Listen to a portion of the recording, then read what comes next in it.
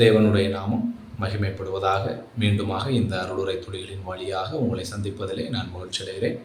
இன்று நம்முடைய சிந்தனைக்காக நான் எடுத்துக்கொண்ட வேத பகுதி யோவான் எழுதின நற்செய்தி நூல் 4வது அதிகாரம் 24வது வசனம்.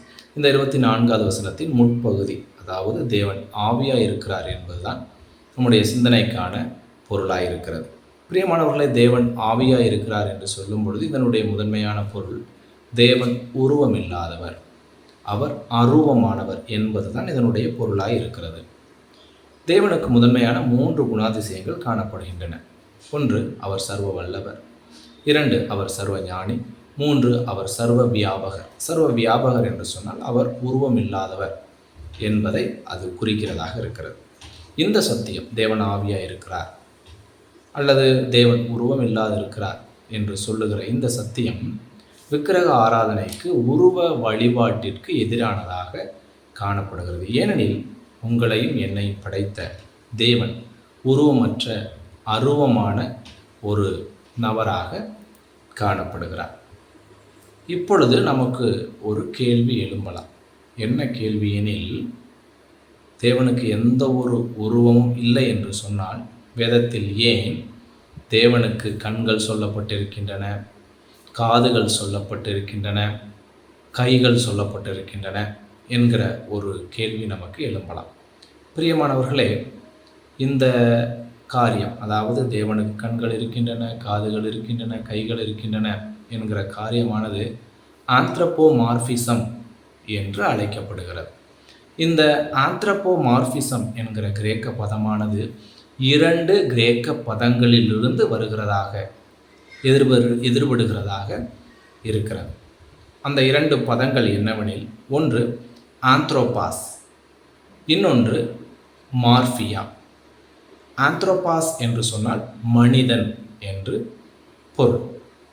மார்பியா என்று சொன்னால் உருவம், இமேஜ் என்று பொருள். ஆகவே ஆந்த்ரபோமார்பிசம் என்கிற இந்த வார்த்தையானது மனித உருவியல் என்று அழைக்கப்படுகிறது.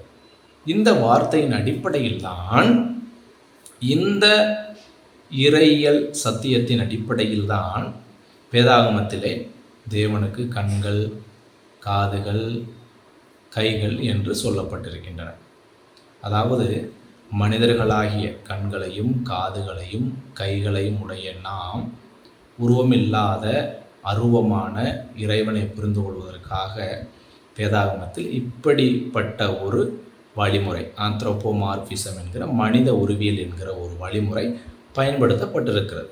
ஏனென்றால் உருவமில்லாத தேவனை உருவமுள்ள நம்மோடு கூட ஒப்பிட்டு பேசினால்தான், சொன்னால்தான் நாம் எளிமையாக அவரை பற்றிய காரியங்களை புரிந்து கொள்ள முடியும். அதனால்தான் இறைவனுக்கு கண்கள் இருப்பது போல, காதுகள் இருப்பது போல, கைகள் இருப்பது போல சொல்லப்பட்டிருக்கிறது. இதற்கு பெயர் தான் ஆந்த்ரபோமார்பிசம். 2 பதங்களிலிருந்து வருகிறது. ஆந்த்ரோபாஸ், மேன்; மார்பியா, இமேஜ். ஆகவே இறைவனுக்கு உருவம் இல்லை. நாம் புரிந்து கொள்ளும்படியாகத்தான் அவருக்கு உருவம் இருக்கிறது போல சொல்லப்பட்டிருக்கிறது. இன்னொரு கேள்வியும் இந்த இடத்தில் நமக்கு எழும்பலாம். அப்படியானால் தேவத்துவத்தில் ஒருவரான இயேசு கிறிஸ்து நம்மை போல வந்தாரே, உருவத்திற்கு உட்பட்டிருந்தாரே என்று சொல்லும்போது, அவர் நமக்காக மனிதனாக வர வேண்டியிருந்தது, மரிக்க வேண்டியிருந்தது. ஆகவே அந்த உருவத்தை அவர் எடுத்துக்கொண்டார்.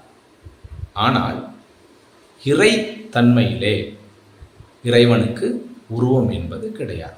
அதனால் இயேசு கிறிஸ்துவான நமக்காக வர வேண்டி இருந்தபடியினால், நமக்காக சில காரியங்களை நிறைவேற்ற வேண்டி இருந்தபடியினாலே அவர் நம்மை போல மாம்சத்திலே ஓர் உருவத்திற்கு உட்பட்டவராக அவர் வரக்கூடியவராக இருந்தார். இன்றும் கூட அவர் உருவத்தில் தான் இருக்கிறார். அதாவது உயிர்த்தெழுந்த மறுரூப, அதாவது மகிமையின் சரீரத்தில் தான் இன்றைக்கும் இருக்கிறார். ஏனென்றால் அவர் தேவனுக்கும் நமக்கு மத்தியஸ்தராக இருக்கிறபடியினாலே அவர் அப்படி இருக்க வேண்டியதாக காணப்படுகிறது.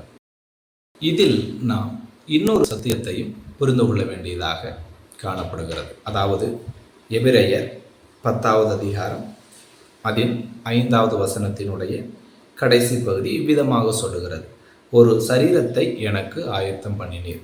இது இயேசு கிறிஸ்துவானவர் தனக்காக ஆயத்தம் பண்ணப்பட்ட சரீரத்தை குறித்து பேசுகின்ற பின்னணியாக காணப்படுகிறது.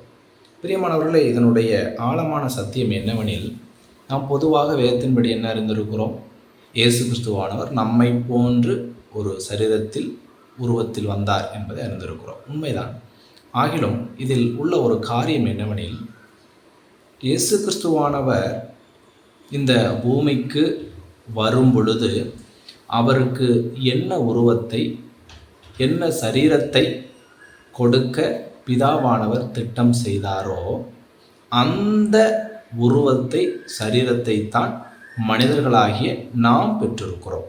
அதாவது நான் தெளிவாக சொல்லுகிறேன், நம்மை போன்ற உருவத்தில் மாம்சத்தில் அவர் வந்தார், இயேசு கிறிஸ்துவானவர் வந்தார் என்று சொல்வதை விட, அவருக்காக திட்டம் தீட்டப்பட்ட, கொடுக்கப்பட்ட உருவத்தில்தான் மனிதர்களாகிய நாம் படைக்கப்பட்டிருக்கிறோம் என்பதுதான் இந்த ஒரு சரீரத்தை எனக்கு ஆயத்தம் பண்ணினீர் என்பதனுடைய அர்த்தமாக இருக்கிறது. இது பிதாவினுடைய முன் தீர்மானம். அவருக்கு தெரியும் மனுக்குலம் பாவத்தில் விழுந்தால் அவர்களுக்கு மீட்பை உண்டாக்க வேண்டும், அதற்கு இயேசு கிறிஸ்துவானவரை அனுப்ப வேண்டும், அவருக்கு ஒரு உருவத்தை, சரீரத்தை கொடுக்க வேண்டும் என்பது தெரியும். ஆகவே ஏற்கனவே அவருக்கு என்ன உருவம், சரீரம் ஆயத்தம் செய்தாரோ அதே சரீரத்தை, அதே வடிவமைப்பை, உருவத்தை தான் நாம் பெற்றிருக்கிறோம், நமக்கு கொடுத்திருக்கிறார். ஆகவே நம்மை போல அவர் வந்தார் என்று நாம் சொன்னாலும், வேதத்தில் அப்படி சொல்லப்பட்டிருக்கிறது. அப்படி சொன்னாலும் இந்த சத்தியத்தை நாம் தெளிவாக அறிந்து கொள்ள வேண்டும். அவருக்கு என்ன உருவம் வடிவமைக்கப்பட்டதோ, தீர்மானிக்கப்பட்டதோ அந்த உருவத்தில் தான் மனிதர்களாகிய அனைவரும், நாம் அனைவரும் படைக்கப்பட்டிருக்கிறோம். ஆகவே இறைவன் என்பவருக்கு உருவம் கிடையாது. ஆனால் இயேசு கிறிஸ்துவானவர், தேவத்துவத்தில் ஒருவரான இயேசு கிறிஸ்துவானவர் நம்மை மீட்க வேண்டி வரவிருந்தபடினாலே நம்மை போல் அவர் ஆக வேண்டியதாக இருந்தது. ஆகவே தான் மாம்சத்தில் ஒரு வடிவத்திற்கு, உருவத்திற்கு உட்பட்டவராக அவர் வந்தார். ஆனால் தேவன் ஆவியாக இருக்கிறார், அதாவது அருவமாக இருக்கிறார். அவருக்கு உருவம் ஏதும் கிடையாது. சரி, இந்த சத்தியத்திலிருந்து நமக்கு என்ன பயன் என்று கேட்டால், தேவன் ஆவியாக இருக்கிறார் என்று சொன்னால், அவர் உருவம் இல்லாமல் இருக்கிறார் என்று சொன்னால், அவர் எங்கும் இருக்கிறார், அவர் எங்கும் செல்ல தேவையில்லை என்பது அதனுடைய அர்த்தம். ஆகவே நாம் எந்த இடத்தில் இருந்து கொண்டும், ஒரு குறிப்பிட்ட இடத்திற்கு சென்றுதான் அவரை நாம் தேட வேண்டும், தொழ வேண்டும் என்று கிடையாது, அவசியமில்லை. எந்த இடத்தில் இருந்து கொண்டும் அவரை எப்பொழுதும் நாம் என்ன செய்ய முடியும்? தேட முடியும், அவரோடு இடைபட முடியும், அவரை தொழுது கொள்ள முடியும். இந்த மாபெரும் சாக்கியத்தை இந்த சத்தியம் நமக்கு கற்றுக் கொடுக்கிறதாக இருக்கிறது. அவர் ஆவியாக இருக்கிறபடினாலே, எங்கும் இருக்கிறபடினாலே, எப்பொழுதும் எங்கும் அவரை நாம் என்ன செய்யலாம்? கூப்பிடலாம், அவருக்கு தொழுகை செய்யலாம். இந்த இடத்திற்குத்தான் போக வேண்டும், இங்கே தான் செல்ல வேண்டும் என்று அவசியமில்லை. ஆகவே இந்த சத்தியம் நம்மளை திடப்படுத்தட்டும். ஆவியாக இருக்கிற தேவனை எப்பொழுதும் எங்கும் நாம் என்ன செய்வோம்? கூப்பிடுவோம், தேடுவோம், தொழுது கொள்ளுவோம். அவருடைய நாம மகிமைக்காக வாழ்வோம். தேவனுடைய நாமம் மகிமைப்படட்டும்.